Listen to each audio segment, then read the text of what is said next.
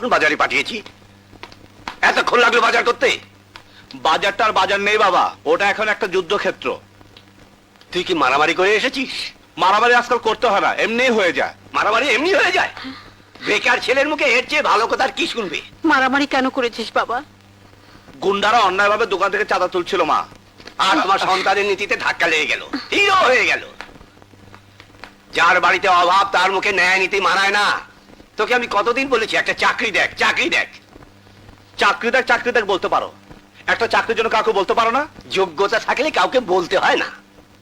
যোগ্যতা দিয়ে এখন আর চাকরি হয় না, মামা চাচা তদবির লাগে। তোমরা কি শুরু করলে?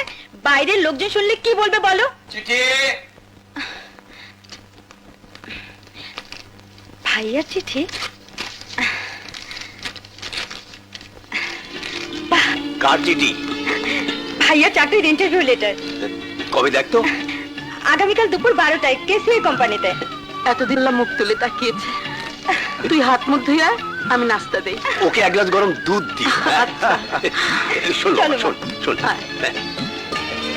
প্রতিবার কিন্তু তোর মাথা গরমের জন্য চাকরি হয়নি। এবার আর মাথা গরম করিস নে বাবা, লক্ষ্মী ছেলের মতো সব জবাব দিবি। ঠিক আছে বাবা, তুমি এবার যা বলবে আমি তাই করব, আমি তাই করব। আল্লাহ। তোমার নাম স্বাধীন? জি। ব্যক্তিগত কাজের জন্য সরকার তো কোনো লোক দেয় না, তাই অ্যাকাউন্টস ক্লার্কের পোস্ট তৈরি করে আমি আসলে একটা পার্সোনাল পিয়ন চাচ্ছি। তোমার এসব ব্যাপারে আপত্তি নেই তো? প্রতিবার কিন্তু তোর মাথা গরমের জন্য চাকরি হয়নি। এবার আর মাথা গরম করিস নে বাবা, লক্ষ্মী ছেলের মতো সব জবাব দিবি। জি না, আমার কোনো আপত্তি নেই। অফিসের কাজের সাথে সাথে আমার বাড়ির বাজারটা, ছেলেটাকে স্কুলে পৌঁছে দেয়া, মেয়েটাকে স্কুল থেকে নিয়ে আসা, এইসব কাজই তোমাকে করতে হবে। আমি তো এমকম পাস। আরে এমকম কেন, এখন চার্টার্ড অ্যাকাউন্টেন্ট পাওয়া যায়, চাকরির জন্য তদবির করে। যার বাড়িতে অভাব তার মুখে ন্যায় নীতি মানায় না।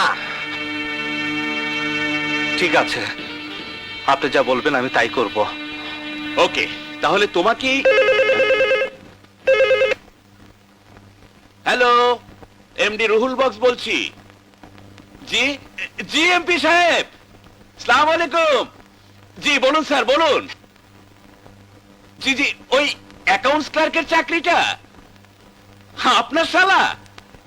হ্যাঁ স্যার, ঠিক আছে ঠিক আছে, আপনার শালাকে নিয়ে নেবো স্যার। কি বললেন? Simple SSC pass? আরে না না না, তাতে কোনো অসুবিধা হবে না। আরে স্যার, আপনারা হলেন এখন দেশের নেতা, আপনাদের কথা না শুনে কি আর পারা যায়? ইয়ে স্যার, আমার কোম্পানির লাইসেন্সের ব্যাপারটা একটু দেখবেন স্যার। মনে করেন আপনার শালার চাকরি হয়ে গেছে। Thank you sir, thank you. ইয়ে, এই চাকরির জন্য তোমার সার্টিফিকেট গুলো ভালো না। জি।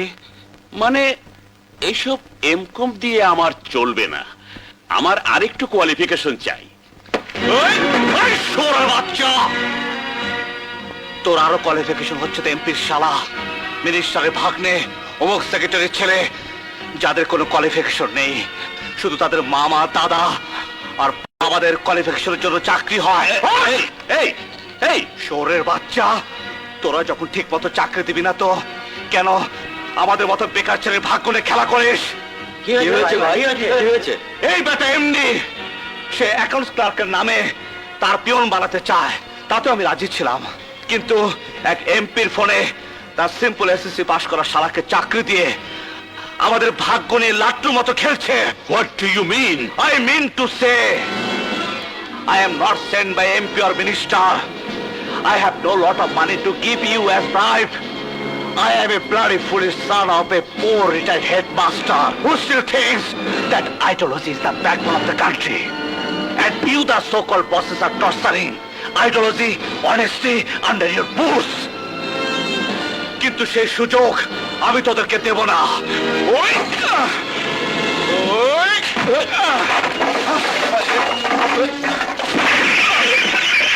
You bloody bastard!